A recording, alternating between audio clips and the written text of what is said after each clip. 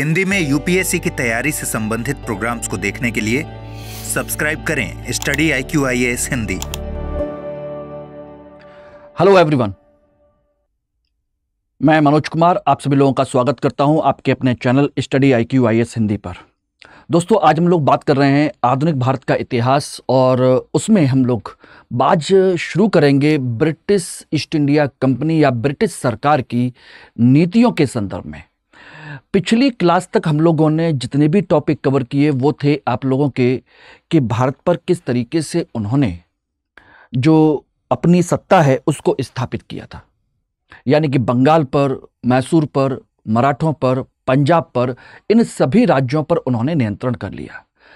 लेकिन बात आती है कि उसके साथ हमने एक टॉपिक और डिस्कस किया था, ब्रिटिश सरकार की औपनिवेशिक नीति, यानी कि भारत पर कब्जा तो कर लिया लेकिन किस तरीके से भारत को उपनिवेश के तौर पर इस्तेमाल किया गया और उस उपनिवेश में कब कब और किस तरीके से उन्होंने बदलाव किए थे। वो सभी क्लासेस मैंने आपके प्री और मेंस दोनों के पॉइंट ऑफ व्यू से डिस्कस किया हुआ है। आई थिंक आप लोगों को क्लास अच्छी लगी होगी।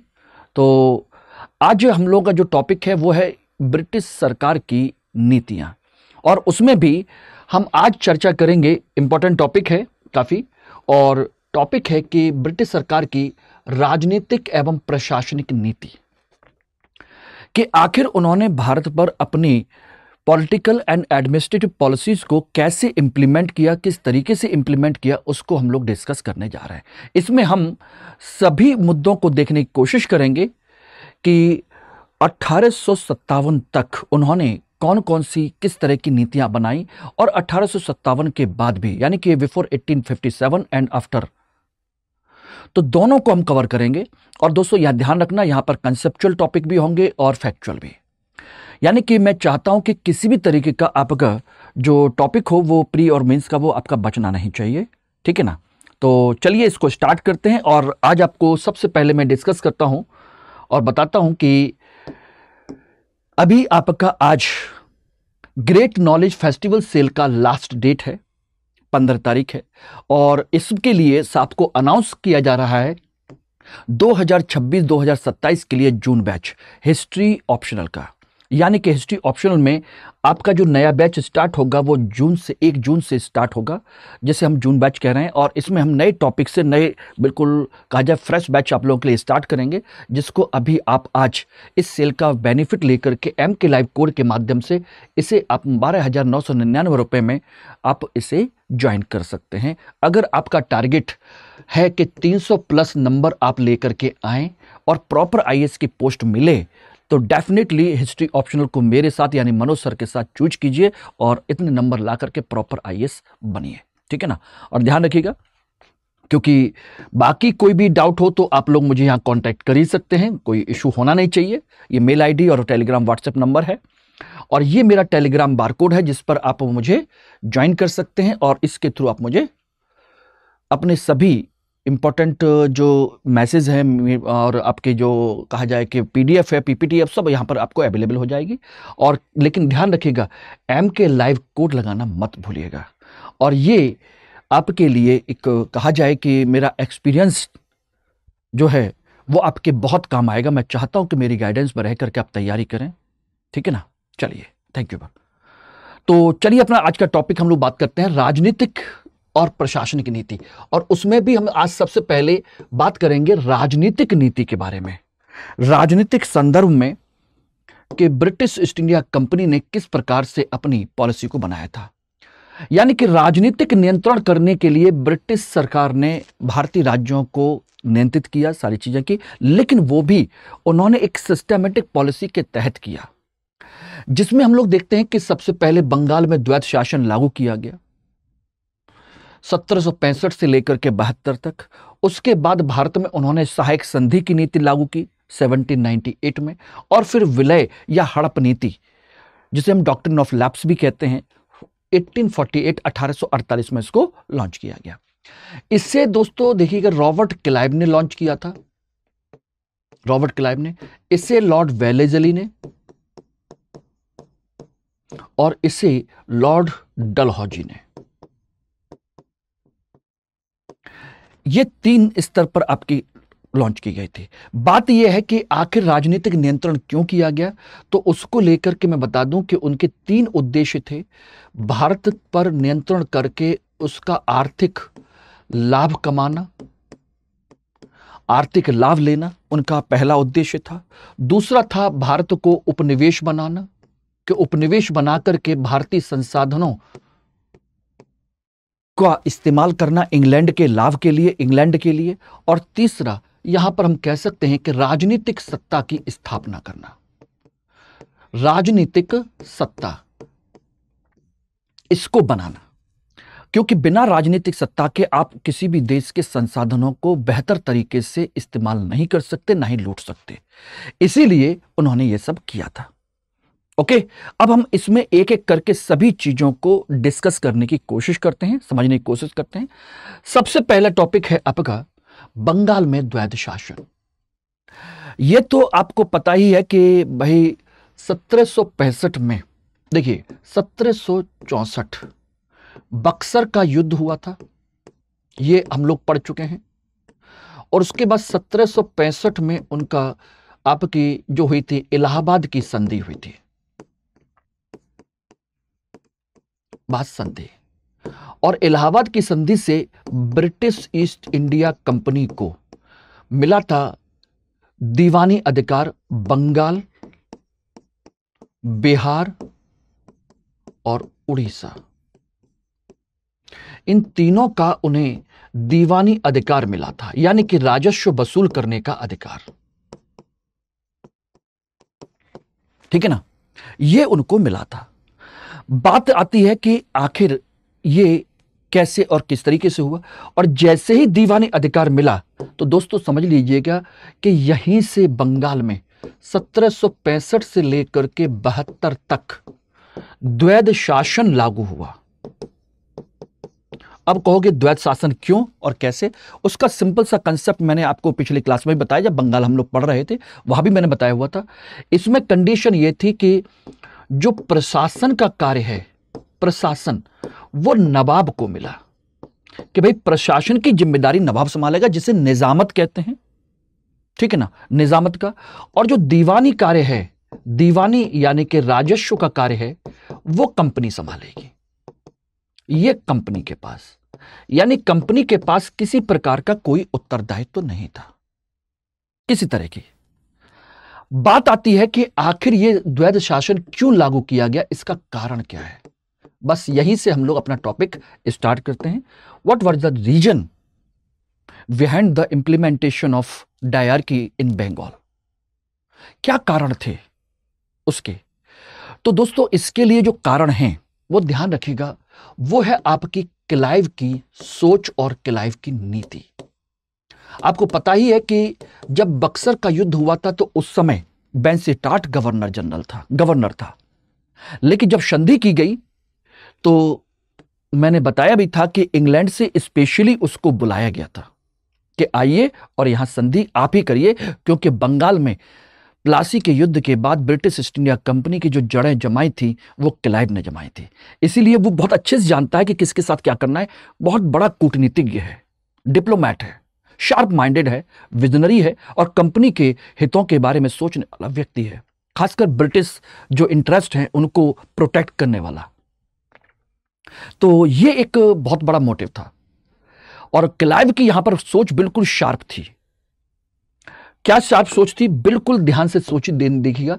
पहला कारण उसकी सोच जो थी कि वह प्रत्यक्ष नियंत्रण बिल्कुल नहीं चाहता। प्रत्यक्ष नियंत्रण नहीं चाहता है। क्यों नहीं चाहता है? क्योंकि उससे यहां के सिस्टम की कोई जानकारी नहीं है। अगर पूरा ले लेगा, प्रशासन और दीवानी का कार्य दोनों देख लेगा, तो यहां का शासन प्रशासन कानून व्यवस्था उसको कैसे चलानी है उसको कोई जानकारी नहीं है। इसलिए बेहतर है कि वो केवल और केवल राजस्व निकाले, पैसा निकाले और कंपनी के फायदे के लिए काम करे। दूसरा हम कह सकते हैं कि और क्या है, दूसरा यह है कि भारतीय शासक और जनता एक हो सकती है। भारतीय शासक जो कई सारे शासक हैं, छोटे मोटे कई सारे बड़े, प्लस जनता ये एक हो सकती है उसको डर था, अगर हमने डायरेक्ट अभी सत्ता संभाली तो हो सकता है जिस नवाब को हमने यहां से हटाया, यहां के जो अधिकारी हैं, यहां के जो कर्मचारी हैं, यहां के सैन्य अधिकारी वगैरह हैं, ये सब यहां से हट जाएंगे तो हो सकता है कि जनता को बहला फुसलाकर हमारे खिलाफ विद्रोह कर दें। एक हो सकती है, और यहां से उनके लिए वो खतरा बन सकता है। तीसरी चीज कि हमने सत्ता संभाली तो हो सकता है कि विदेशी कंपनी जो यहां पर रहती हैं, विदेशी कंपनी हमारी सत्ता स्वीकार ना करे, सत्य ना स्वीकार है, यह भी हो सकता है। वो भी विरोध कर सकती हैं और वो हो सकता है विरोधियों के साथ मिल जाए, ठीक है ना। और अगर हम यहां पे करेंगे तो केवल विदेशी कंपनियां ही हमारा विरोध नहीं करेंगी, हो सकता है कि इंग्लैंड से भी दुश्मनी संभव है, इंग्लैंड से भी दुश्मनी संभव है। हो सकता है कि वो लोग फ्रांस, हॉलैंड, ये सब लोग मिलकर के इंग्लैंड के खिलाफ ही माहौल बना लें, ठीक है ना। और सबसे बड़ा पांचवा पॉइंट जिसे हम कह सकते हैं, जो क्लाइव की पॉलिसी का तो नहीं, लेकिन कंपनी के डायरेक्टर्स का है। डायरेक्टर जो कंपनी के हैं, डायरेक्टर, ये किसी भी प्रकार के विलय के पक्ष में नहीं थे, विलय के पक्ष में नहीं थे, ठीक है ना। इनका उद्देश्य एक ही था कि बस केवल निवेश अर्जित करना। भाई जिसके लिए अब सारा काम किया गया कि भाई भारत से केवल पैसा निकालो, केवल वित्तीय लाभ लो, निवेश अर्जित करो, उससे माल खरीदो और अपने देश वापस चले जाओ, उसको इस्तेमाल करो, बस इतना सा उसका कंसेप्ट था, ठीक है ना। एक तो ये था। इसके अलावा सिचुएशन और भी थी। छठा, कंपनी के पास योग्य कर्मचारी नहीं थे, योग्य कर्मचारियों की कमी भी थी। ऐसा नहीं है कि खाली ऐसे ही हो, योग्य कर्मचारियों की कमी भी थी, ठीक है ना। तो यह कंसेप्ट भी था। और सातवां कंसेप्ट यह था कि ब्रिटिश शासक या संसद कंपनी मामले में हस्तक्षेप कर सकती है। क्यों? क्योंकि भाई ब्रिटिश ईस्ट इंडिया कंपनी तो केवल एक कंपनी है ना, व्यापार करना उसका काम है। अगर सत्ता पर कब्जा करेगी तो संसद और ब्रिटेन के शासक जो हैं वो फिर अपना अधिकार जमाने की कोशिश करेंगे, और वो हुआ था। सोच देखिए कितनी क्लियर थी कि 1772 तक ये पॉलिसी चली और 73 में रेगुलेटिंग एक्ट आ गया, यानी कि संसद ने कानून बना करके कंपनी को कंट्रोल करने के लिए कानून बना दिया था। तो ये थी एक विजनरी अप्रोच। तो ये बात समझ में आ गई, और इस तरीके से उन्होंने बंगाल पर कब्जा किया, ठीक है ना। और उसके बाद इन्होंने 1772 में क्या किया, द्वैध शासन को समाप्त किया और प्रत्यक्ष शासन लागू किया। इसका मतलब था कि जो नवाब है, नवाब का पद समाप्त कर दिया। और तब तक इतने सालों में उन्होंने पूरी व्यवस्था का आकलन कर लिया, पूरी व्यवस्था को सीख लिया, सारी चीजें कर ली। 7 year more than enough to know about the administration, कि कैसे चलेगा, किस तरीके से चलेगा, ये सारी चीजें उन्होंने कवर कर ली, देख ली, सीख ली। और जब समय आया तो नवाब को कह दिया कि अब आप विदा होइए, अब यहां से हम खुद संभाल लेंगे। तो बंगाल, बिहार, उड़ीसा, ये पूरा क्षेत्र उनके कब्जे में आ गया। और उसके बाद उन्होंने यहां से जो लूट मचाई, आप जानते हैं कि 1770 में बंगाल, बिहार, उड़ीसा में जो अकाल आया था, इनकी लूट की वजह से, वो सोचिएगा उस समय की 1/3 पॉपुलेशन मारी गई थी, और सारा संसाधन इन्होंने लूट करके इंग्लैंड भेजना शुरू कर दिए। जबकि उसी समय कुछ लोग कहते हैं कि क्या हुआ, किस तरीके से हुआ, कि 1757 के बाद बंगाल में बंगाल के भारत में आधुनिक युग की शुरुआत हुई। ठीक है ना, जदुनाथ सरकार ने कहा था, मैंने बताया भी था। लेकिन यहीं पर एक चीज और ध्यान दीजिएगा कि यहीं पर के.एम. पन्नेकर ने कहा कि द्वैत शासन जो है डाकुओं का राज्य था। ठीक है ना, जॉर्ज कॉर्नवेल कहते हैं कि पूरे विश्व में इससे ज्यादा झूठी, मक्कार और भ्रष्ट सरकार नहीं देखी है। बहुत लूटा उन्होंने, बहुत। ये सारी चीजें हो गई थी। तो इस तरीके से उन्होंने बंगाल पर पूरी तरीके से कब्जा कर लिया। ठीक है ना, अब नेचुरल सी बात है, जब कब्जा कर लेंगे तो लूटेंगे तो है ही। ठीक, क्लियर हो गया। अब इसके बाद अगला जो टॉपिक है, इसको चलाते रहे। धीरे धीरे उन्होंने आगे बढ़ने का प्रयास किया। यहां के संसाधनों से उन्होंने दिल्ली पर, मैसूर पर, अन्य क्षेत्रों पर नियंत्रण करने की कोशिश की। और उसके बाद आती है अगली सहायक संधि की नीति। यह उनकी राजनीतिक नीति का अगला पड़ाव है 1798 का। और इस सहायक संधि की नीति को हम कहते हैं कि भारतीय राज्यों पर अप्रत्यक्ष नियंत्रण की नीति। भारतीय राज्यों पर अप्रत्यक्ष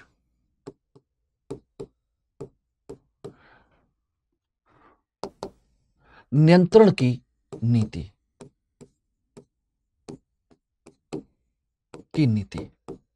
यानी कि डायरेक्ट कंट्रोल नहीं। जिस बंगाल पे कर चुके हैं, अगर वो अन्य राज्यों पर भी इसी तरह करते रहेंगे तो हो सकता है कि बाकी सभी लोग एक हो जाएं, हिंदुस्तान के लिए एक हो सकते हैं। इसलिए उन्होंने इनडायरेक्ट कंट्रोल की पॉलिसी बनाई। उसके पीछे कई सारे कारण थे, ऐसा ही नहीं है, कई सारे कारण हैं। और इस नीति का जो जन्मदाता है, बेसिकली भारत में इसका जन्मदाता कहा जाता है,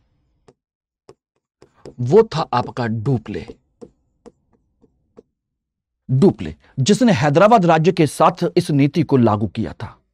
अपनी सेना किराए पर दी थी और सारी चीजें की थी। अपना रेजिडेंट भी रखा था हैदराबाद के दरबार में, जनरल बुस्सी। ठीक है ना, लेकिन इसे भारत में सही ढंग से लागू किया लॉर्ड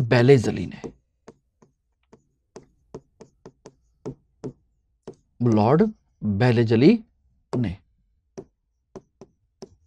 ये रहा दूसरा। बात आती है कि आखिर क्यों और कैसे और इसकी विशेषताएं क्या है। तो ये तो हम बात करेंगे। देखिए, पहले अगर हम विशेषताएं जान लें तो हमको यह भी समझ में आ जाएगा कि आखिर क्यों इसको लागू किया गया, वो समझना फिर आसान हो जाएगा। देखिए, इसमें क्या होता है कि एक तरीके से इसकी विशेषताओं की चर्चा करें। विशेषताएं, तब हम आराम से इसको समझ लेंगे। देखिए, विशेषताएं यह है कि भाई जो भारतीय राज्य हैं, भारतीय राज्यों की सुरक्षा कंपनी करेगी। ठीक है ना, भारतीय राज्यों, इन भारतीय राज्यों में कंपनी की सेना रहेगी। ठीक है ना, भारतीय राज्यों में कंपनी की सेना रहेगी। राज्य जो हैं, भारतीय राज्य सेना का खर्च देंगे, चाहे नगद दें और चाहे भू राजस्व के तौर पर दें। ठीक है ना, साथ के साथ राज्य में उनके एक ब्रिटिश राज्य के दरबार में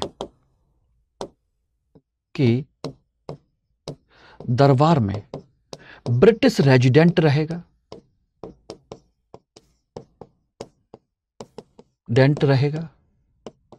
जो उनके दरबार में होने वाले षड्यंत्रों की देखभाल करेगा, सारी चीजों को समझेगा, करेगा।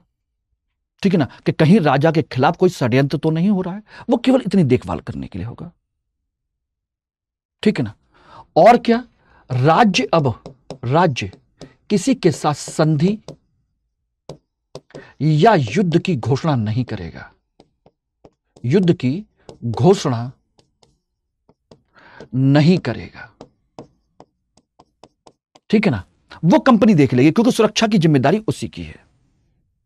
और साथ के साथ जो राज्य होगा किसी यूरोपीय को, किसी अन्य यूरोपीय को नियुक्ति नहीं करेगा, नियुक्त नहीं करेगा। ये इसके प्रावधान हैं, ये इसके क्या हैं, प्रावधान हैं। और इसमें तो ये राज्य के लिए है।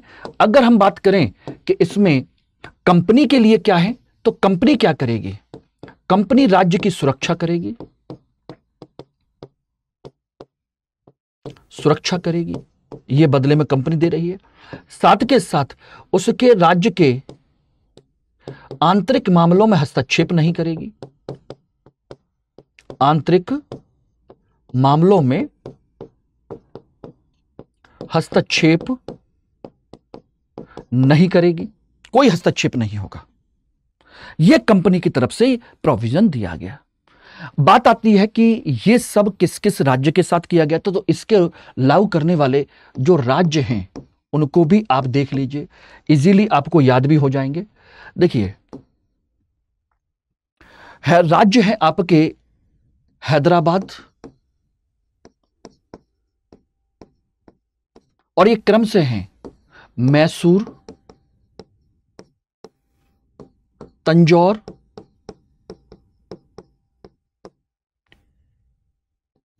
अवध,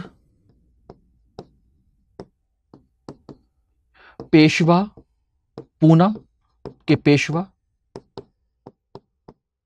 ठीक है ना, भोंसले, नागपुर के भोंसले, और सातवां है आपके सिंधिया, ग्वालियर के सिंधिया। इन राज्यों के साथ ये संधि की गई और ये क्रम से है। इसको याद करने का HMTAPBS ये भी शॉर्ट आप बना सकते हो। अब बात आती है कि आखिर ऐसे इस तरीके से लागू क्यों किया गया और किस तरीके से क्यों किया गया, कंपनी को क्या जरूरत थी, भारतीय राज्यों को क्या जरूरत थी। तो इसके लिए दोस्तों सबसे बड़ा कंसेप्ट था इसके कारण। देखिए, बिना कारण के तो कुछ होता नहीं है और यह इजाद किया था आपके कंपनी ने। इसके इतने बड़े कारण थे कि कंपनी डरने लगी थी। कारण यह था पहला कि टीपू ने नेपोलियन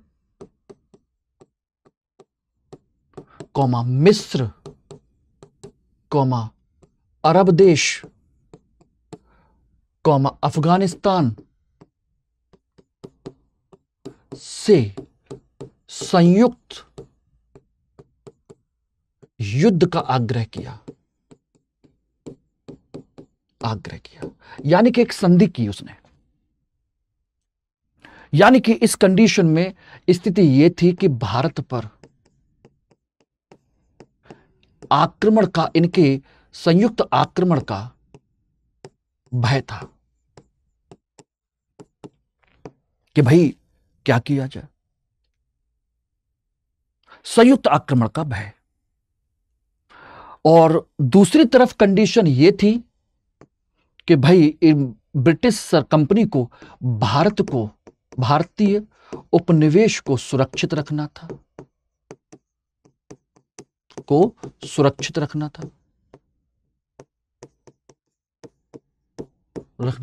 क्यों? क्योंकि देखिए, अमेरिका ऑलरेडी आजाद हो चुका था, स्वतंत्र हो चुका था, तो इनके हाथ से एक बहुत बड़ा उपनिवेश निकल चुका था। और दूसरी तरफ नेपोलियन ने महाद्वीपीय व्यवस्था लागू कर रखी थी, महाद्वीपीय व्यवस्था लागू है। उसने ब्रिटेन के लिए यूरोप का सारा बाजार बंद कर दिया, सारे बंदरगाह बंद कर दिए कि ब्रिटेन का ना कोई जहाज आएगा, ना कोई ब्रिटेन को कोई माल बेचेगा, ना उनसे कोई खरीदेगा। और जो ब्रिटेन के साथ संबंध रखेगा उसको नेपोलियन मारने के लिए तैयार था। और पूरे यूरोप को उसने इसी तरीके से बांध रखा था। तो यानी कि ब्रिटेन के पास कोई भी क्षेत्र नहीं है, तो अपना माल बेचे कहां और अपना माल खरीदे कहां से, किस तरीके से व्यापार करे? तो भारत ही था, तो इसलिए भारत को सुरक्षित रखना बहुत जरूरी था। और इसका आक्रमण का भय भी है। तो कहां से आएगा? वो आएगा उधर से ही, पश्चिमोत्तर क्षेत्रों से, अफगानिस्तान साइड, सिंध से, बलूचिस्तान वाले क्षेत्र से होते हुए, या समुद्र के रास्ते आएगा तो इधर साइड से बंबई के क्षेत्रों से आएगा। तो कहीं से भी आए, उसे अपना बंगाल को सुरक्षित रखना है, ठीक है ना। और कुछ हिस्सा सोचिएगा कि उसे मैसूर वैसूर के जो आपके मैसूर है, और आपके कहा जाए कि ये चेन्नई वगैरह का जो क्षेत्र है, उस क्षेत्र को भी सुरक्षित रखना है। तो कहीं से भी आक्रमण का भय है। इसीलिए उसने ये प्लान बनाया तीसरा, कि सभी भारतीय राज्यों को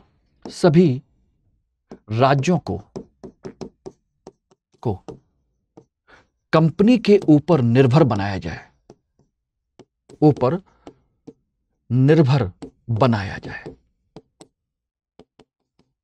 यानी कि कंपनी किसी भी, यानी भारतीय राज्य किसी भी तरीके से उनका साथ ना दे दें, ठीक है ना। दूसरा, सभी राज्यों में कंपनी की सेना लागू हो, कंपनी की सेना काम करे, तो ये किसी कंडीशन में उनका साथ नहीं दे पाएंगे।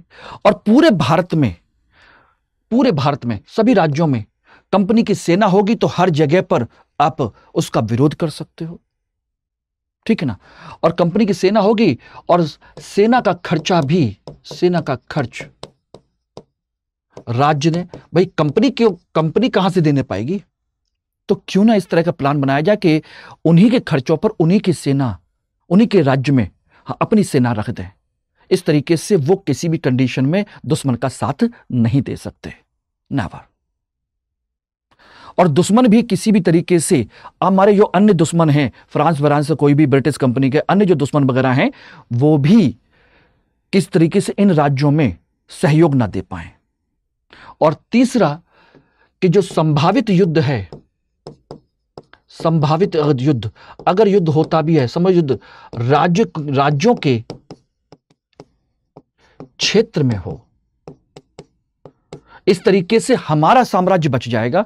यानी कि अगर युद्ध हुआ तो उनके राज्य में होगा, संसाधन उनके नष्ट होंगे, सेना हमारी होगी, खर्च वो देंगे, और कोई भी उनका विरोधियों का साथ दे नहीं पाएगा,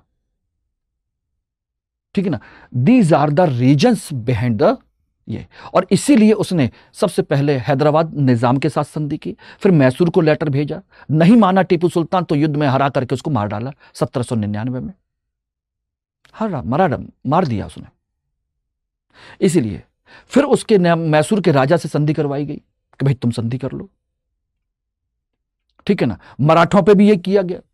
सभी सोचिए, ये लिस्ट, पेशवा, भोंसले, सिंधिया, सब, अवध को भी, तंजौर को भी, मैसूर को, हैदराबाद को, पूरे हिंदुस्तान में उन्होंने सेना लगा दी उन्हीं के खर्चों पर, और उनकी राज्यों की स्वतंत्रता भी खत्म कर दी। अब ना तो तुम युद्ध कर सकते, ना संधि कर सकते, इवन तुम्हारी सेना भी नहीं है, सेना भी अब हमारी है, तुम्हारी सेना भी नहीं है। इस तरीके से पूरे भारत में उसकी अपनी सेना लगा दी। बेहतरीन संधि लागू की, नहीं की तो युद्ध के माध्यम से जबरदस्ती लागू करवाई गई, ठीक है ना। यह कंडीशन थी। तो जहां पर उनको लगा कि कहीं कुछ है, तो जो रेजिडेंट का कंसेप्ट रखा गया वो बेसिकली राजा के खिलाफ षड्यंत्र को चेक करने के लिए नहीं, बल्कि अपने खिलाफ षड्यंत्र को चेक करने, इसके लिए लगाया गया था। यह एक बहुत बड़ा कारण था। यानी कि इस तरीके से देखा जाए तो बिना खर्च के पूरे भारत में उन्होंने सेना लगा दी, सभी राज्यों को अपने कंपनी के ऊपर निर्भर बना लिया, और पूरे के पूरे राज्यों की विदेश नीति अपने हाथों में कर ली। इस तरीके से राज्यों की स्वतंत्रता खत्म हो गई, राज्यों के उत्तराधिकार, अब जो उत्तरदायित्व हैं वो कम कर दिए गए, ठीक है ना। और जब मर्जी हो तब राज्य के आंतरिक मामलों में कंपनी हस्तक्षेप कर सकती है और राजा कुछ नहीं कर सकता। क्यों? क्योंकि उसके पास सेना नहीं है। इस तरीके से इनडायरेक्ट कंट्रोल किया गया, ये रहा अप्रत्यक्ष नियंत्रण। और इस तरीके से यह व्यवस्था चलती रही 1848 तक, ये रही। और 1848 में फिर आई आपके कौन? डलहौजी। और यह है आपकी दोस्तों प्रत्यक्ष नियंत्रण की नीति, प्रत्यक्ष नियंत्रण की नीति है, ये रहे। इसका उद्देश्य क्या था? सिंपल सा, इसका देखिए, इसका भी कोई कारण है। बिना कारण के तो संभव है नहीं। प्रत्यक्ष नियंत्रण मतलब सीधा सीधा उनका विलय कर लेना, मतलब विलय करना राज्यों का ब्रिटिश क्षेत्र में। ठीक है ना। तो ये आखिर अब इसके कारण क्या है, उस कारणों को देखा जाए तब समझ में आएंगे कि कारण क्या थे। देखिए कारण, पहला कारण है ब्रिटेन की औद्योगिक क्रांति। ब्रिटेन की औद्योगिक क्रांति,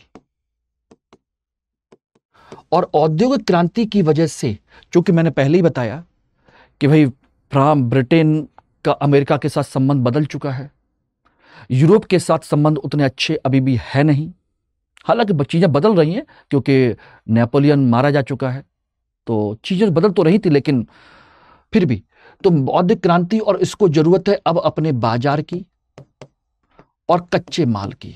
तो कच्चे माल का स्रोत चाहिए,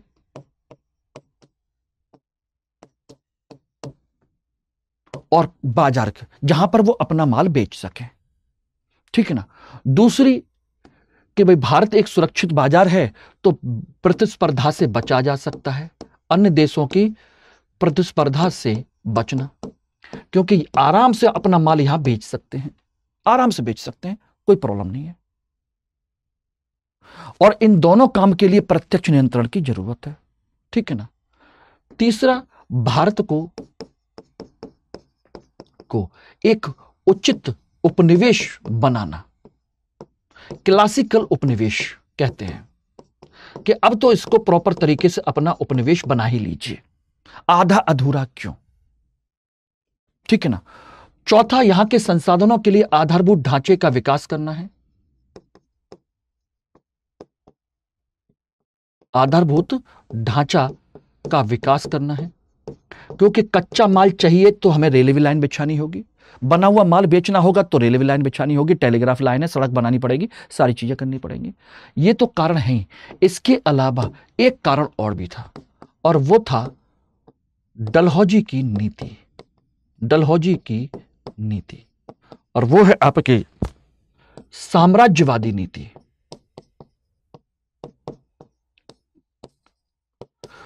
साम्राज्यवादी नीति, और वो साफ साफ कहता है कि मैं किसी राजा की स्वतंत्रता में विश्वास नहीं करता। रजवाड़ियों की स्वतंत्रता ये सब हटाओ, सब बेकार की चीजें हैं, हमको नहीं जानना है, ना समझना है, ये झूठे हैं, हमने इनको बना के रखा हुआ है, इनको हटाइए, खत्म करिए। और वो ये भी चाहता था कि जो मुगलों का मुखौटा लगा हुआ है उस मुखौटे को भी तोड़ डालिए, यहां पर नाम मात्र के रह गए, इनको खत्म करिए, इन सबको खत्म कीजिए। तो वो मुगलों की परंपरा को खत्म करना चाहता है, राज्यों की झूठी शान और शौकत को खत्म करना चाहता है, और पूरी तरीके से भारत को अपने साम्राज्य में विलय करना चाहता है। और उसके लिए उसने यहां पर एक नीति बनाई, ध्यान रखिएगा, एक बेहतरीन नीति बनाई, और नीति थी उत्तराधिकारी को गोद लेने की। उत्तराधिकारी को गोद लेने की नीति बनाई, वैध उत्तराधिकारी। और उसने इसके लिए एक प्रावधान यह किया कि राज्यों की 3 श्रेणियां बताई, राज्य की 3 श्रेणियां उन्होंने बताई। नंबर 1, पहले राज्य जो शुरू से ही स्वतंत्र थे, स्वतंत्र राज्य, स्वतंत्र भी हैं और साथ के साथ वो मित्र भी हैं। ठीक है ना। स्वतंत्र एवं मित्र राज्य जो इनके हैं, इनके अधीन नहीं है, ना मुगलों के अधीन ना इनके अधीन। दूसरे हैं जो मुगलों के अधीन थे, मुगल या मराठा के अधीन थे,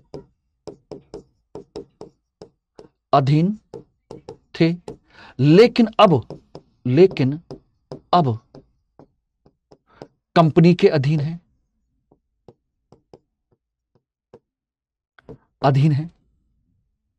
और तीसरे राज्य जिन्हें ब्रिटिश सरकार ने बनाया है, जिसे ब्रिटिश सरकार ने बनाया,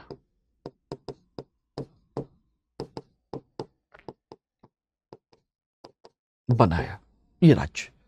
तो उन्होंने कहा कि जिनके भी वैध उत्तराधिकारी नहीं हैं, जिनके भी वैध उत्तराधिकारी नहीं हैं, अगर वैध उत्तराधिकारी हैं तो ओके, अपना राज्य चलाओ, कोई दिक्कत नहीं है, और जिनके वैध उत्तराधिकारी नहीं है तो उनके साथ क्या किया जाए। तो उन्होंने कहा कि भाई हम उनको कुछ नियम बनाते हैं उत्तराधिकारी को गोद लेने की। तो उन्होंने कहा कि जो स्वतंत्र राज्य हैं उसकी जो नीति है, स्वतंत्र राज्य हैं, इन्हें अनुमति की जरूरत नहीं है, अनुमति की जरूरत नहीं, क्योंकि भाई स्वतंत्र हैं, आराम से आप गोद ले सकते हो, यानी कि ये गोद ले सकते हैं, ये गोद ले सकते हैं, इन्हें कोई परेशानी नहीं है। लेकिन जो दूसरे वाले हैं इन्हें अनुमति की जरूरत है, ये हमारे पास आएंगे, अनुमति की जरूरत है, लेकिन उसने कह दिया कि हम नहीं देंगे, नहीं देंगे, यानी साफ साफ कह दिया आप आइए, हम विचार करेंगे, लेकिन यह मान के चलिए कि हम आपको अनुमति नहीं देंगे। आप जब तक हैं तब तक हैं, उसके बाद आपका राज्य हमारे अधीन आ जाएगा। और जो तीसरी कैटेगरी के हैं, थर्ड, ब्रिटिश सरकार ने बनाया है, इन्हें तो समझ लीजिएगा कि गोद लेने का प्रावधान ही नहीं है इनके यहां, ठीक है ना, यानी कि इन्हें गोद लेने की अनुमति नहीं है, साफ साफ। इसलिए एप्लीकेशन भी मत देना,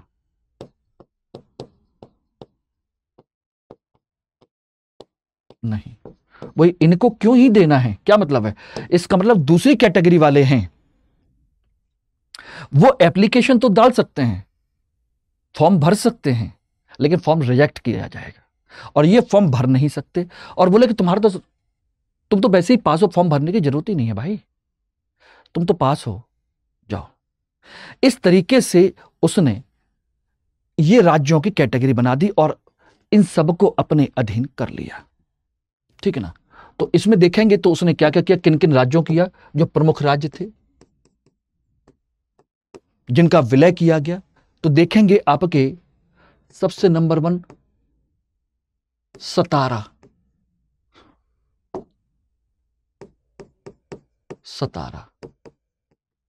जैतपुर, संभल, बघाट, उदयपुर, झांसी,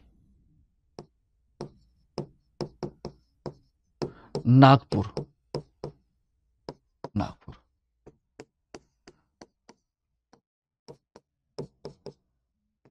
ये रहे, इनको क्रम से उन्होंने विलय कर लिया। तो ये तो हैं। और सबसे बाद में 1856 में उसने 1856 में किसको मिला लिया? सबसे अंत में कुशासन के आरोप में अवध का विलय किया, अवध का विलय कर लिया। कोई मौका नहीं मिला तो उसने कुशासन का आरोप लगा करके ये कर दिया। और कुशासन की जो रिपोर्ट दी थी, वो रिपोर्ट दी थी जेम्स आउट्रम ने।